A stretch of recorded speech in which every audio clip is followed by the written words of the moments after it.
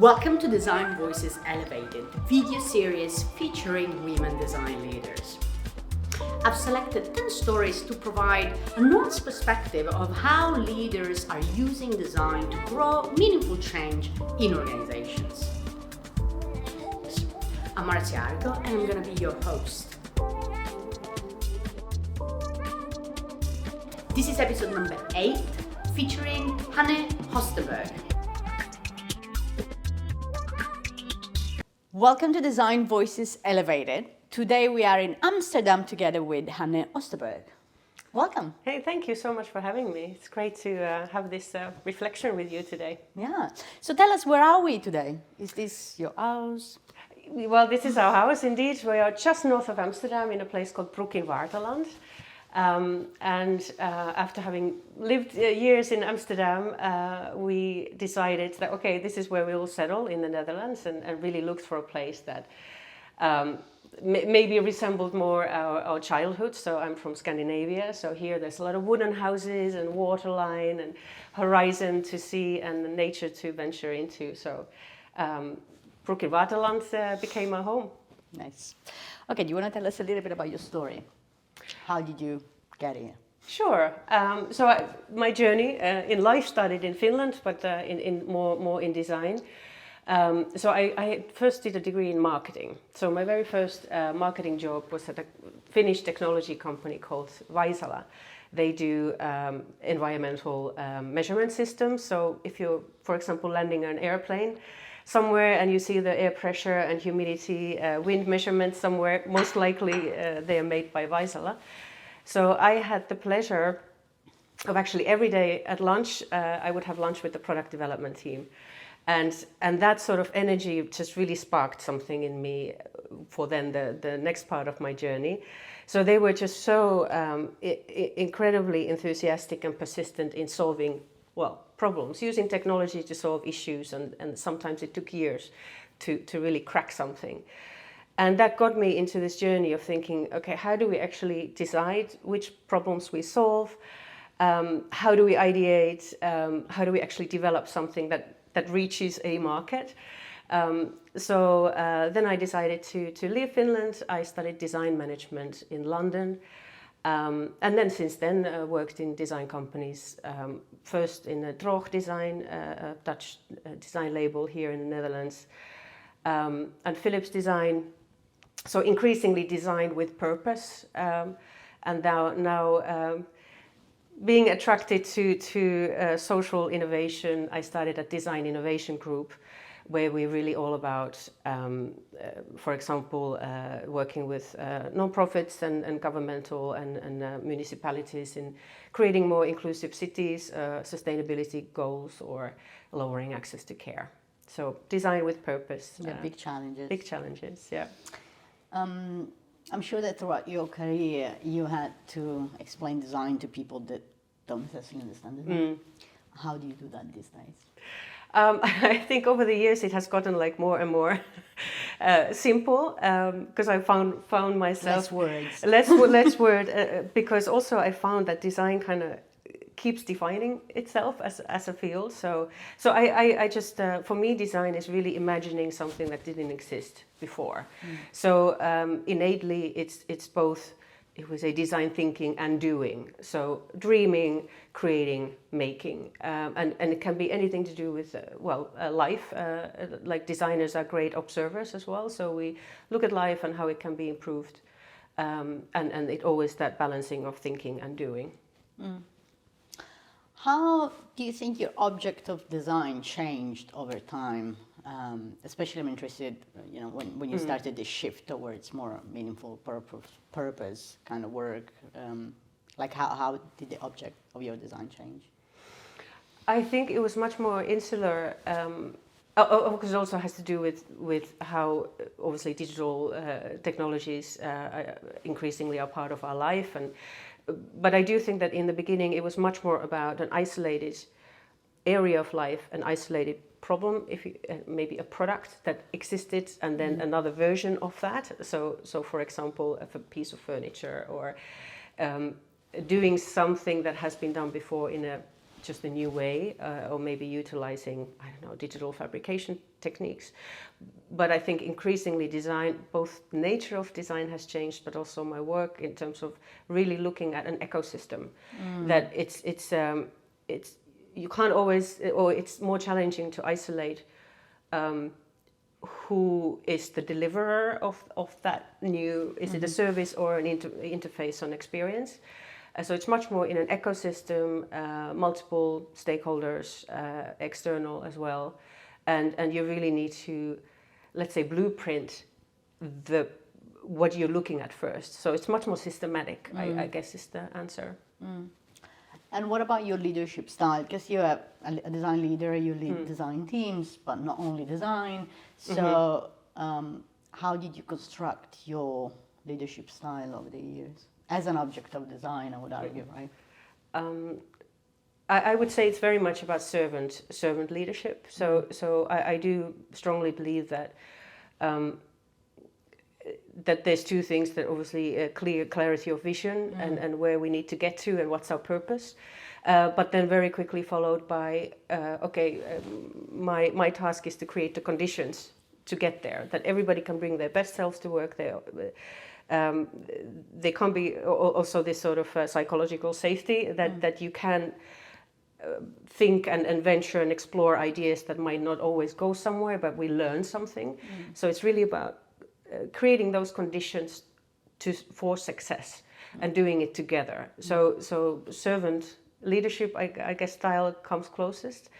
But I would also argue that design in itself is also like servant design. Okay, nice. Tell me more about that.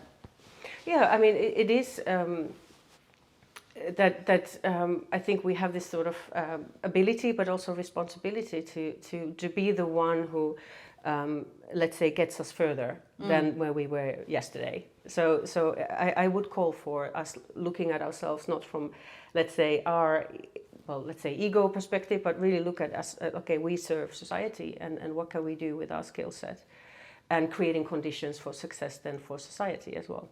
And what about when the conditions are just not ideal for designers to do that kind of job, especially when you are inside a large, very bureaucratic, very siloed organization?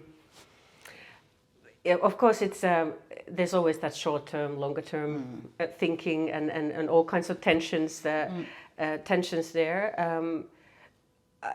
Few things. I think what we have ability often to really pinpoint the core, like this is what we're solving. So for, like two things, there's this longer term where we're looking at very abstract futures and trends and big complex issues, also like sustainable development goals, for example. Big things that we all collectively, I think there's a huge willingness to solve them. But then where design can step in to really look at, okay, creatively looking at tangible solutions or painting the picture of this is what we could do to solve it. So from something very abstract, create something very tangible, so that then it's discussable and that can attract, because enthusiasm is also very contagious. Yeah. So then it can attract other people to look at and discuss it and solve it together. But without that energy first, it's harder to align, and it's harder to have those balancing discussions about, okay, those needs or that framework, what is viable, what is feasible.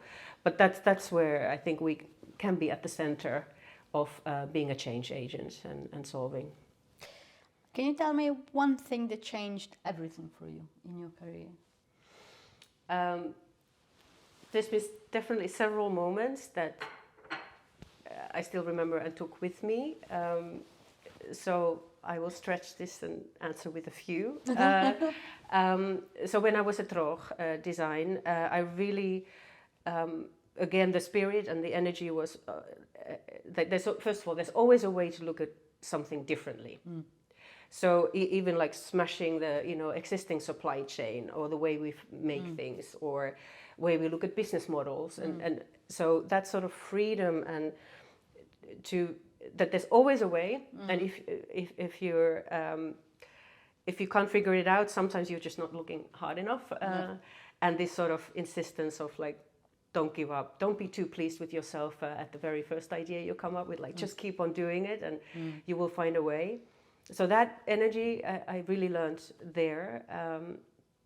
I remember one time we had an exhibition in Milan, and literally the truck to take the exhibition items was waiting, and literally I think I could hear the motor running, and we started tweaking still something. So that sort of energy, which can be frustrating, really teaches you a lot. So I'm thankful for it, I think this idea of you have to know the problem. So for me, what changed also a lot was getting actual feedback from users. So letters, so something that was on the market, and then this would be on parenting, like breast pumps, that you actually get a letter from someone, a user has said, I'm so thankful for this, changed my life, whatever, the day with the baby. And that I've taken with me to really always insist that we talk to users, real people out there every time, understanding the life, understanding the problem, and creating something that resonates. I'm really interested in this shift towards purpose that you have done, because I know there are a lot of people out there working in jobs that don't necessarily have that today, are longing for it, but often looks like an impossible quest, it's like very hard. So how did you go about it? What's your perspective on it? Probably patience. Patience is one. No, I think it's I think generally just interest in like a larger interest in life and what goes on in society and politics and geopolitics and economics, and so that's also something that I urge everyone to really kind of understand. Where does even religious conflicts, like what are they rooted on, and so like general interest in outside your organization is really needed and healthy, and that kind of very naturally brings you closer to what are the topics of conversation, where are those conversations taking place, who are the people having them. So for example, for me, women's health was really a passion topic, and I follow still those very, very closely, and that gives you probably a way into those people and forum, and then of course at some point you can voice those ambitions and maybe volunteer or do a few projects, and it's all about kind of gaining confidence and the network, and that's at least how it happened with me. Can you tell me one thing that you learned that you treasure and you just carry with you? Absolutely. I heard it somewhere in a speech once, like fall in love with the problem you solve. It's such a great way of saying, know the problem you're solving, know your audience, understand what they're dealing with, and of course with the future frame of mind. That is imperative. And also I would then at the same time say proof, test, like always create proof points, like it's not just opinions or from your own experience that I think we should be doing, but really go out there and test and get the validation you need. It doesn't have to be exhaustive, it doesn't have to be thousands of people, but that you can with confidence say, okay, this is the problem, this is the solution that actually are validated, and create confidence in your environment. Those two are imperative, I believe. Is there anything you regret from your career? This is a tricky question, because usually people are like, no, I don't regret anything, it's always a learning. Yeah, I don't also necessarily believe in the regrets per se, but I think it's definitely something that I'm more mindful of, is not to get things too watered down by being overly democratic in your process. So nice. So again, like be true to what is it that you're solving, and because often what happens is that there's a project. The starting point is solving X, and then the ambition somehow grows, and then you like instead of 1 or 2 things, you actually like maybe we can pack 9 or 10 things to solve into this one project, and that, or we listen to a large group of people that you know everybody has obviously right to have an influence, but this sort of often this sort of watering down the integrity of the idea and the strength of making an impact, I think that's something that I'm more increasingly mindful of and probably getting better at it, not to let it be watered down. And this is where it's an interesting tension with user testing. Yeah. Because like, what is the uniqueness and keeping that, so not because a lot of user feedback comes in, it could be conflicting and so on. So that is a skill and probably I would say, okay, do something that you can really truly stand behind. And then indeed, I think as a regret, maybe some things have been too watered down. But I can imagine that this watering down often comes more from the influence of stakeholder than actual noise in the data from users, you know? And so how do you handle that? Because you always have the one dude, it's usually a dude, that enters the room and goes, "Well, this cannot be like this, it's not feasible, it has to be this other way," right? And yeah. So how do you deal with those type of situations? Probably two things that have helped. I mentioned that enthusiasm is contagious. So even if you have very little time, I think painting that picture of this is our user, this is what they're dealing with, like really, and this can be, I've done this in a room full of men who not everybody was a father, talking about, you know, the struggles of breastfeeding. Yeah. So it can be done, and obviously many other situations where you're not the user audience, but you can empathize with it. So really creating that understanding of this is what we're dealing with, and then data. Again, elevating that conversation from opinions to actual, this is our audience, this is what they're saying, or quantitative and qualitative. So I think that helps a lot because it takes the subjective out of the conversation. But does it actually work? Because in my experience, organizations are often very much based on opinions, power plays, and although, you know, everyone says, yeah, but we need the data. Then in reality, how much do they actually use that data for decision making is questionable, in my opinion. So do you think, is it always the case, you think, that data really helps in steering decisions? It does help if the timing is right. So that's when then the patience comes in, that sometimes you just have to kind of feel it out, like maybe better wait 1 or 2 months to get the right conversations, because this I think creating this empathy also takes time in a way that you have to be in a certain frame of mind to receive it and to feel it. I do inherently think that I mean, organizations are, of course, we're all stressed with time and resources, and we're continuously prioritizing what is it that we do and put our effort into. And then it's all about, okay, I've given all the, let's say, objective information, and I, you know, within those 3 priorities, I think this should be in there. So timing, resources, and creating that empathy, and then the data helps also to,